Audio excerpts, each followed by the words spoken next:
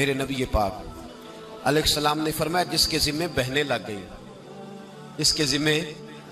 بہنیں جس کے ذمے لگ گئی، باپ کمزور ہو گیا یا باپ انتقال کر گیا،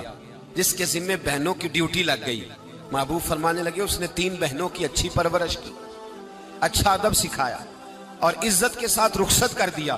یا 2 بہنیں اس کے ذمے لگی، اس نے آداب سکھائے، یہ ابو داؤد شریف ہے، ابن ماجہ ہے،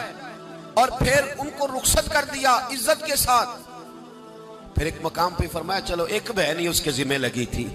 اس نے ادب سکھائے، آداب سکھائے، عزت سے رخصت کیا، حضور کیا ملے گا؟ فرمایا باقی نیکیوں والوں کو ثواب ملے گا،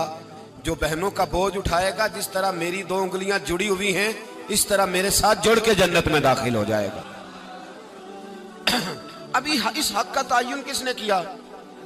نبی پاک صلی اللہ علیہ وسلم۔ اب اگر کہیں یہ کہا جائے